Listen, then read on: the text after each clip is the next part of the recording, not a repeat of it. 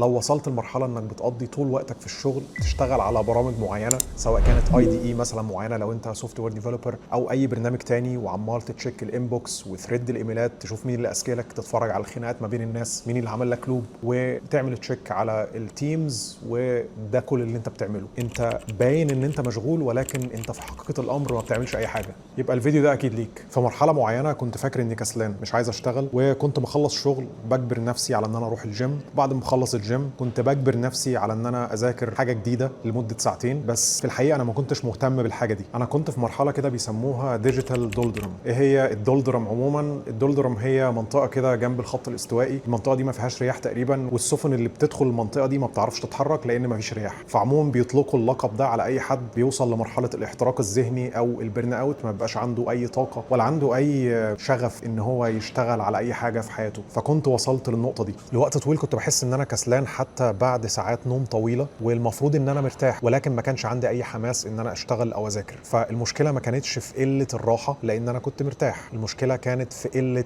الشغف. في نفس الوقت لما كنت بقع في مشكله معينه في سوفت وير، كانت ممكن البج دي تخليني ما اعرفش انام، كانت بتصيبني بحاله من الغضب ولكن بشكل ايجابي. كنت بحس ان انا عندي شغف عايز اعرف حل المشكله دي، وكانت بتديني حماس شديد جدا، واحيانا ما كنتش ببقى عايز انام، انا عايز الاقي حل للمشكله. فلما بدات افكر في السيناريو اللي بيتكرر من فتره للتانيه، موضوع السوفت وير باجز وكده، لقيت ان انا عايز حاجه تتحدى قدراتي، عايز مشكله معينه علشان الاقي حل ليها، هو ده اللي هيديني شغف. كنت بدرب ناس اونلاين، وكنت بشتغل بعد ما بروح من الجيم من الساعه 9 لحد الساعه 12 بالليل، وكنت بحضر اكلي بنفسي، وكان مطلوب مني ان انا اصحى كل يوم الساعه تقريبا 6 ونص 7 بالكتير، وكنت بروح الشغل وانا كلي طاقه، وابقى عايز اخلص الشغل عشان ارجع اشتغل على السايد هاسل بتاعتي او البيزنس بتاعي. اللي انا عايز اقوله لك يا صديقي ان انت مش تعبان، انت حياتك ممله، وانت محتاج نوع من التحدي والاثاره في حياتك. وفي الفيديو ده هساعدك ان انت تتغلب على حياتك الممله دي زي ما انا عملت. ده اللي انت محتاج تعمله، والكلام ده مش كلام يعني تحفيزي بتاع سوشيال ميديا وكده، ولكنه ليه سبب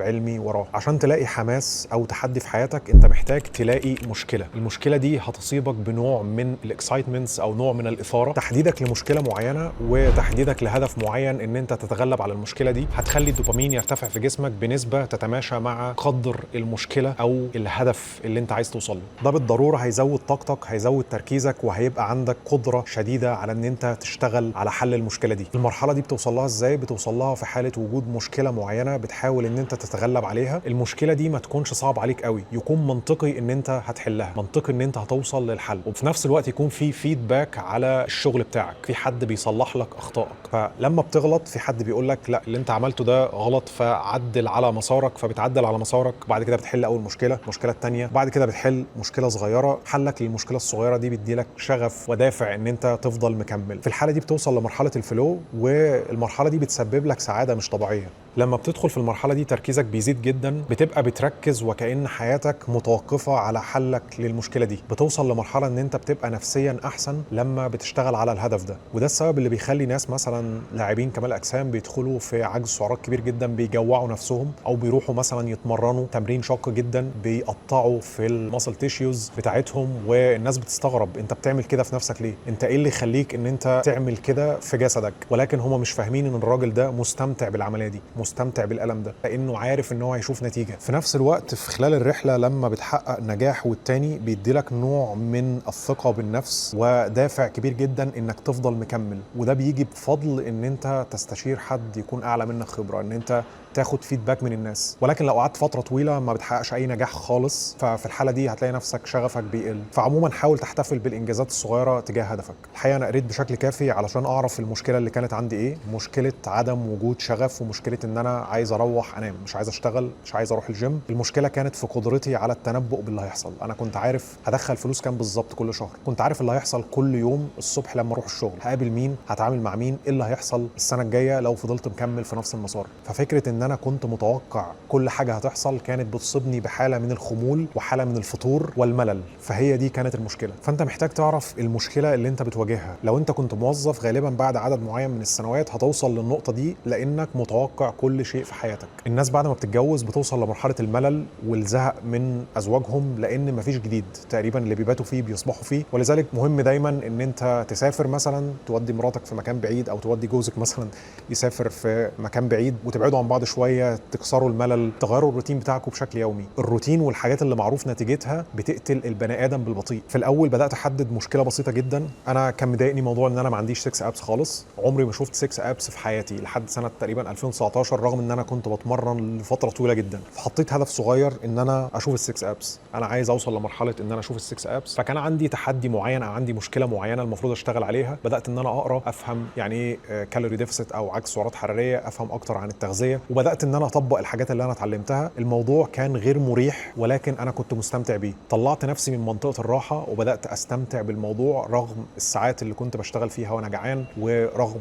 الاهلاك او الهلك اللي انا كنت بهلكه في التمرين. بس استمتعت بالرحله. بعد ما وصلت للمرحله دي وشفت ال6 ابس الحمد لله، حطيت تحدي تاني ان انا مثلا دخلت بطوله، وحطيت في دماغي ان انا لازم ابقى في التوب 10، مع انها كانت اول بطوله ادخلها، والحمد لله وصلت للتوب 10. وكانت حاجه زودت ثقتي بنفسي بشكل مش طبيعي. اللي اتعلمته ان انت كراجل او حتى كست محتاج تحدي في حياتك، محتاج تجبر نفسك ان انت تطلع بره الكومفورت زون، وتجبر نفسك غصب عنك على التطور، وان انت تدخل في منطقه عدم الراحه. لازم ما تبقاش مرتاح. لو انت دخلت في فتره الكومفورت زون لمده طويله هتكره حياتك. والدليل على كده في ناس كتيره بيبقى عندها فلوس كتيره انها ما تشتغلش يوم واحد في حياتها، تختار انها تشتغل. ليه؟ لان مفيش شغف عندها. لو متوقعه اللي هيحصل كل يوم، بتعمل كل حاجه وكل حاجه بتجيلها وقت ما هي عايزه. حياه ممله جدا. بعد كده فكرت ان انا احل المشكله الكبيره، وكانت ان انا اعمل فلوس اونلاين. ما كنتش عارف اعمل الموضوع ده ازاي، وبعد محاولات ذكرتها في كذا فيديو قبل كده، فكرت ان انا استغل خبرتي، ان انا استغل الحاجه اللي انا قعدت سنين طويله اتعلمها ويعني عافرت فيها. بدات اقرا علشان اتعلم ازاي اعمل فلوس اونلاين. الحقيقه انا ما كنتش عارف اعمل الموضوع ده ازاي نهائيا، ولكن كان تحدي كافي ان هو يديني شغف كل يوم ان انا اصحى اشتغل على الهدف ده. كنت بتعلم حاجه كل يوم وكانت بتقربني بشكل ما من هدفي. ما وصلتش بسرعه، ولكن كان سبب قوي جدا ان انا اصحى واخلص شغل عشان ارجع اشتغل على الهدف بتاعي. ما كانش عندي اي فكره ازاي اعمل الموضوع ده. ما كانش في اي حد يساعدني يفهمني اعمل ايه بالظبط، لان ما كانش في حد في محيط معارفي عمل الموضوع ده فيما قبل. كل الناس اللي حواليا كانوا موظفين. الموضوع كان بيصيبني بحاله من التوتر، لان انا كنت بدخل سيلز كولز مثلا او كنت بتكلم قدام الكاميرا، ولكن كنت مستمتع بيه. تذكير سريع، لو في اي حد عنده خبره في حاجه معينه وعايز يحولها لبزنس اونلاين ناجح في خلال شهرين، احنا ممكن نشتغل معاك بشكل شخصي لحد ما توصل لاول $1000 في الشهر. لو شايف ان دي حاجه مناسبه ليك، بص على اللينك اللي موجود في وصف الفيديو. فاللي انت محتاج تعمله